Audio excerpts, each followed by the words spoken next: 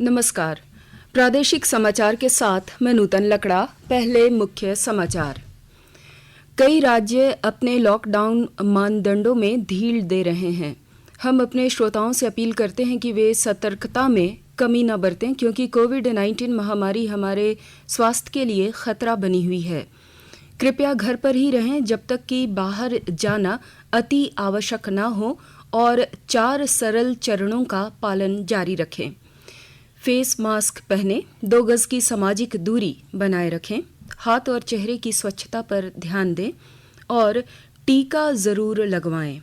किसी भी कोविड-19 संबंधित जानकारी और मार्गदर्शन के लिए राष्ट्रीय हेल्पलाइन नंबर 011-2397-8046 और 1075 पर संपर्क करें।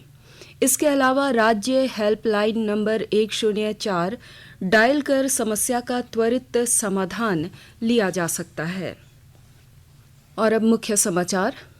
प्रधानमंत्री नरेंद्र मोदी ने विवा टेक सम्मेलन में स्टार्टअप और निवेशकों को भारत में निवेश के लिए आमंत्रित किया। केंद्रीय मंत्रिमंडल ने किसानों के लिए 1200 रुपये प्रति उर्वरक बोरी के प्रस्ताव को मंजूरी दी।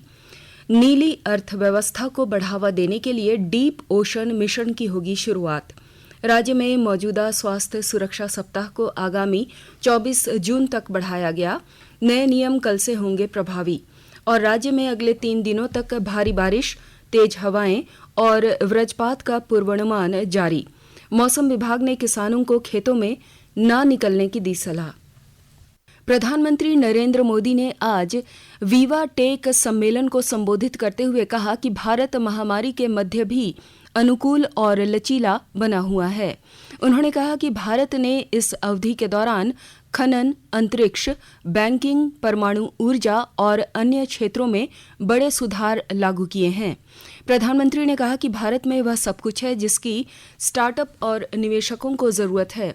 उन्होंने विश्व को 5 स्तंभों के आधार पर भारत में निवेश के लिए आमंत्रित किया। श्री मोदी ने कहा कि जहां पारंपरिक उद्यम नाकाम होते हैं, वहां नवाचार की सहायता मिलती है। उन्होंने कहा कि डिजिटल मीडिया से लोगों को संकट से निपटने, जुड़ने और छोटी जगह से भी काम करने में मदद मिली है। प्रधानमंत्री ने कहा कि सूचना प्रौद्योगिकी क्षेत्र में स्वदेशी तकनीक के कारण कोविड महामारी से लड़ाई में मदद मिली है। आरोग्य सेतु संक्रमित लोगों के संपर्क में आए लोगों का प्रभावी ढंग से पता लगाने में सफल रहा और कोविन प्लेटफॉर्म से लाखों लोगों को कोविड वैक्सीन देने में मदद मिली। प्रधानमंत्री ने कहा कि आधार के कारण महामारी के दौरान समय पर मदद उपलब्ध कराने, निःशुल्क राशन और खाद्य तथा रसोई ईंधन वितरित करने में भी सहायता मिली। प्रधानमंत्री नरेंद्र मोदी की अध्यक्षता में केंद्रीय मंत्रिमंडल ने आज डीप ओशन मिशन और पोषक तत्व आधारित सब्सिडी दरों के प्रस्ताव को मंजूरी दे दी है। इन 2 अहम प्रस्तावों से किसानों को फायदा मिलेगा। केंद्रीय सूचना एवं प्रसारण मंत्री प्रकाश जावड़ेकर ने बताया कि कैबिनेट ने डीप ओशन मिशन पर पृथ्वी विज्ञान मंत्रालय के प्रस्ताव को मंजूरी दे दी है। उन्होंने कहा कि यह भविष्यवादी निर्णय संसाधनों के लिए गहरे समुद्र की खोज करके और समुद्री संसाधनों के सतत उपयोग के लिए गहरे समुद्र में प्रौद्योगिकी का विकास करके नीली अर्थव्यवस्था को गति देगा। किसानों के लिए बहुत लाभकारी ऐसी न्यूट्रिएंट बेस्ड सब्सिडी का भी निर्णय हुआ। इनलैंड वाटरवेज का भी एक निर्णय हुआ। तो भारत ने आज तय किया है कि आने वाले 5 सालों में ये डीप ओशन मिशन, इससे जिस ब्लू इकोनॉमी की हमने कल्पना की है, मत्स्य व्यवसाय से लेकर समुद्र की सारी शक्तियों का विकास के लिए दोहन करना, ये करने का काम होगा। दूसरा, जलवायु परिवर्तन में हमेशा चर्चा होती है सी लेवल राइज की, ग्लेशियर टूटने की, टेम्परेचर में कम ज्यादा होने की। इसका अध्ययन करने का भी एक काम इस मिशन में होगा। बायोडायवर्सिटी का भी अध्ययन करेगी। रसायन और उर्वरक राज्य मंत्री मनसुख मांडविया ने कहा कि कैबिनेट ने वर्ष 2021-22 के लिए फास्फोरस और पोटाशियम उर्वरकों के लिए पोषक तत्व आधारित सब्सिडी दरों के निर्धारण के लिए उर्वरक विभाग के प्रस्तावों को मंजूरी दे दी है। उन्होंने मोदी सरकार के इस ऐतिहासिक फैसले को किसानों के लिए कारगर बताते हुए कहा कि इससे किसानों को उचित मूल्य पर खाद्य उपलब्ध कराने से लाभ होगा।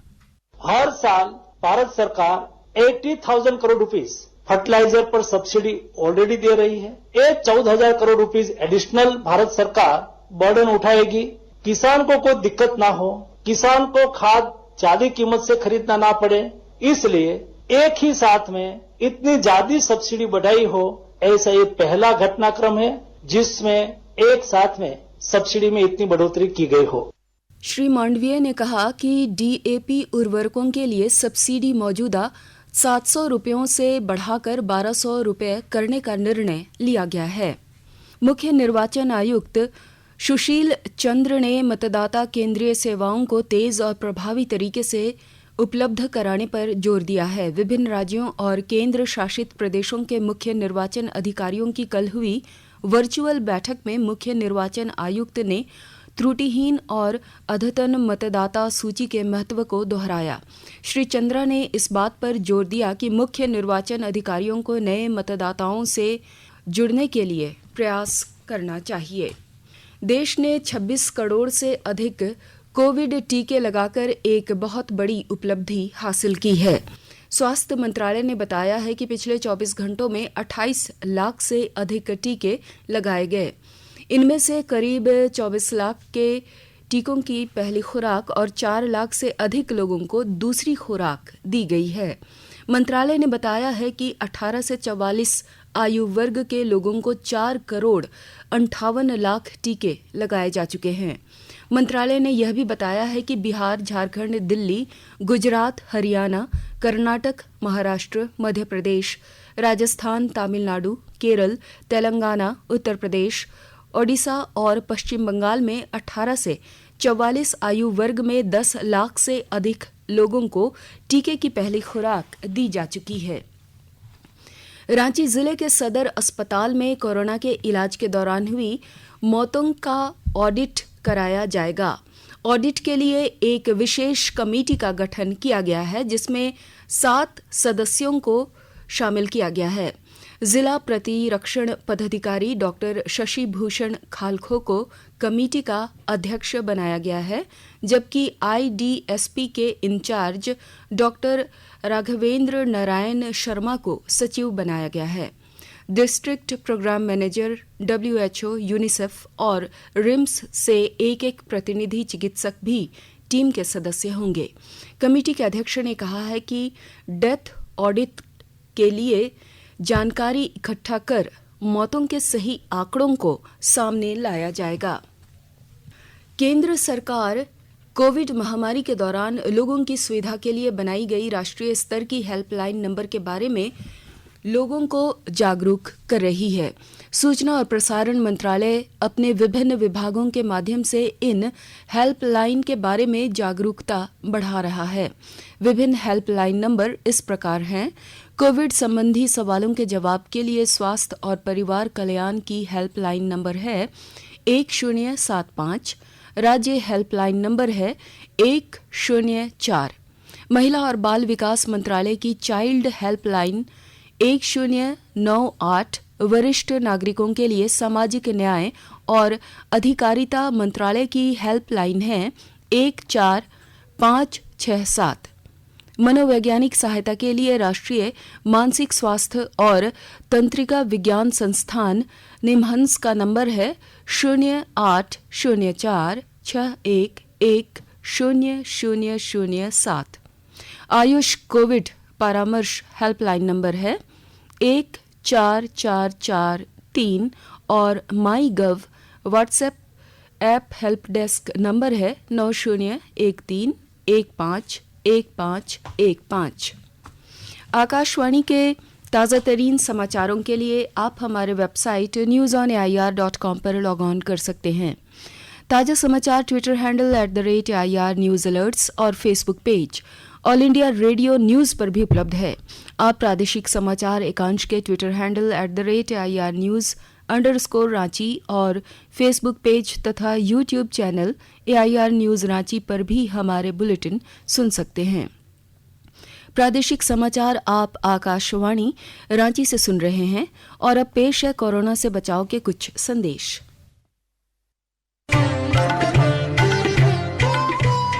कोविड-19 से बचाव और सुरक्षित रहने के 3 उपाय। मास्क लगाएं, 2 गज दूरी है जरूरी, सुरक्षित दूरी रखें, हाथ और मुंह साफ रखें। राज्य में मौजूदा स्वास्थ्य सुरक्षा सप्ताह को अगले 1 सप्ताह तक के लिए आगामी 24 जून तक बढ़ा दिया गया है। प्रभावी स्वास्थ्य सुरक्षा सप्ताह कल सुबह 6 बजे समाप्त हो रहा है। राज्य सरकार द्वारा लिए गए फैसले के अनुसार अगले लॉकडाउन के तहत राज्य के सभी 24 जिलों में सभी दुकानों, शॉपिंग मॉल्स को शाम 4 बजे तक खोलने की अनुमति दी गई है। निजी कार्यालय, सरकारी दफ्तरों में अब 50% उपस्थिति के साथ सभी दफ्तर 4 बजे तक खुलेंगे। लॉकडाउन के बाकी पुराने नियम यथावत लागू रहेंगे। आगामी स्वास्थ्य सुरक्षा सप्ताह में ई पास की अनिवार्यता को भी बरकरार रखा गया है, जबकि सप्ताहांत के दौरान 19 जून की शाम 4 बजे से 21 जून की सुबह 6 बजे तक राज्य में संपूर्ण लॉकडाउन रहेगा। केवल स्वास्थ्य सेवा से संबंधित प्रतिष्ठान, दूध के स्टोर खुले रहेंगे। मुख्यमंत्री हेमंत सोरेन की अध्यक्षता में हुई आपदा प्रबंधन प्राधिकार की बैठक में निर्णय लिया गया। कुछ अपवाद को छोड़कर दूसरे राज्य से झारखंड आने वालों को 7 दिन का होम क्वारंटाइन अनिवार्य होगा। आदेश के उल्लंघन की स्थिति में आपदा प्रबंधन अधिनियम की सुसंगत धारा अंतर्गत प्राथमिकी दर्ज कर कार्रवाई की जाएगी। भारतीय जनता पार्टी के प्रदेश अध्यक्ष सह राज्यसभा सांसद दीपक प्रकाश ने आज राजभवन में राज्यपाल द्रौपदी मुर्मू से मिलकर राज्य में हो रहे अवैध खनन को लेकर एक ज्ञापन सौंपा। भाजपा के प्रदेश महामंत्री आदित्य साहू तथा डॉक्टर प्रदीप वर्मा भी साथ थे। इससे पूर्व आज दोपहर में भाजपा प्रदेश मुख्यालय में एक प्रेस वार्ता के दौरान श्री प्रकाश ने राज्य सरकार के ऊपर अवैध खनन को लेकर आरोप लगाया और कहा कि मौजूदा सरकार में सभी अपने हित के बारे में सोच रहे हैं। जब से ये सरकार आई, वर्तमान राज्य की सरकार जब से आई है, हेमंत सोरेन जी की सरकार आई है, जब जब यूपीए गठबंधन की सरकार आई, तब तक इस राज्य में खनिज संपदा का उपयोग राज्य के हित में नहीं, देश के हित में नहीं, यहाँ के लोगों के हित में नहीं, बल्कि स्वयं के हित में करने का काम किया जाता रहा है। आर्मी भर्ती बोर्ड ने मार्च 2021 में आयोजित सेना भर्ती रैली में चयनित उम्मीदवारों के लिए चिकित्सा प्रशिक्षण की प्रक्रिया को शुरू कर दिया है। भर्ती बोर्ड ने उम्मीदवारों को आगे की समीक्षा के लिए नामकुम, गया और कमांड अस्पताल कोलकाता के अपने संबंधित अस्पतालों में रिपोर्ट करने का निर्देश दिया। लोहरदगा जिले में मानसून के आगमन के साथ किसानों के चेहरे पर खुशी देखने को मिल रही है। वहीं कृषि विभाग की ओर से किसानों को लैंप्स के माध्यम से अनुदानित दर पर बीज भी उपलब्ध कराया जा रहा है। विस्तृत ब्यौरे के साथ हमारे लोहरदगा संवाददाता। लोहरदगा जिला में मानसून के आगमन के साथ ही किसानों के चेहरे में खुशी देखने को मिल रही है। लगातार हो रही बारिश खेती के लिए लाभदायक माना जा रहा है। बारिश के बाद धान की खेती करने वाले किसान खुश हैं और कृषि विभाग की ओर से किसानों को लैंपस के माध्यम से अनुदानित दर पर बीज भी उपलब्ध कराई जा रही है। लोहरदगा जिला में बीज विनिमय योजना के तहत भी किसान बीज ले रहे हैं। समय पर बीज उपलब्ध हो जाने से किसान खेतों में बिचड़ा के लिए धान की बुआई शुरू कर दिए हैं। कृषि विशेषज्ञ शंकर प्रसाद ने बताया कि मानसून दस्तक दे चुकी है। किसानों के लिए बारिश काफी फायदेमंद है। किसान जल्द धान की बुआई कर सकते हैं। साथ ही किसान मूंगफली, उड़द, मकई, मड़ुआ एवं बरसाती सब्जी भी खेतों में लगा सकते हैं। गोपी कृष्ण कुंवर, आकाशवाणी समाचार, लोहरदगा। मौसम विज्ञान विभाग रांची ने पूरे राज्य के लिए अगले 3 दिनों तक भारी बारिश, तेज हवाएं और वज्रपात का पूर्वानुमान जारी किया है। मौसम विभाग ने बताया है कि हिमालय के तलहटी से घने बादल उच्च गति से राज्य के उत्तर और उत्तरी पूर्वी क्षेत्रों में आगे बढ़ रहे हैं। अगले 3 दिनों में तीव्र वज्रपात की संभावना को देखते हुए मौसम विभाग ने किसानों को खुले खेतों, बगानों और उद्यानों में जाने से मना किया है। राज्य में दक्षिण पश्चिम मानसून की सक्रियता और आसपास के क्षेत्रों में बने निम्न दबाव के क्षेत्र के कारण रुक रुक कर बारिश जारी है, जिसके लिए विभाग ने ऑरेंज अलर्ट जारी किया है। रांची स्थित मौसम विज्ञान केंद्र के अनुसार डाल्टनगंज में सबसे अधिक 1 सेंटीमीटर से अधिक बारिश रिकॉर्ड की गई। और अब अंत में मुख्य समाचार एक बार फिर। प्रधानमंत्री नरेंद्र मोदी ने विवा टेक सम्मेलन में स्टार्टअप और निवेशकों को भारत में निवेश के लिए आमंत्रित किया। केंद्रीय मंत्रिमंडल ने किसानों के लिए 1200 रुपये प्रति उर्वरक बोरी के प्रस्ताव को मंजूरी दी। नीली अर्थव्यवस्था को बढ़ावा देने के लिए डीप ओशन मिशन की होगी शुरुआत। राज्य में मौजूदा स्वास्थ्य सुरक्षा सप्ताह को आगामी 24 जून तक बढ़ाया गया। नए नियम कल से होंगे प्रभावी और राज्य में अगले 3 दिनों तक भारी बारिश, तेज हवाएं और वज्रपात का पूर्वानुमान जारी। मौसम विभाग ने किसानों को खेतों में न निकलने की दी सलाह। इसके साथ ही आकाशवाणी से प्रादेशिक समाचार का ये बुलेटिन समाप्त हुआ। नमस्कार। घर में रहिए, सुरक्षित रहिए और सुनते रहिए आकाशवाणी।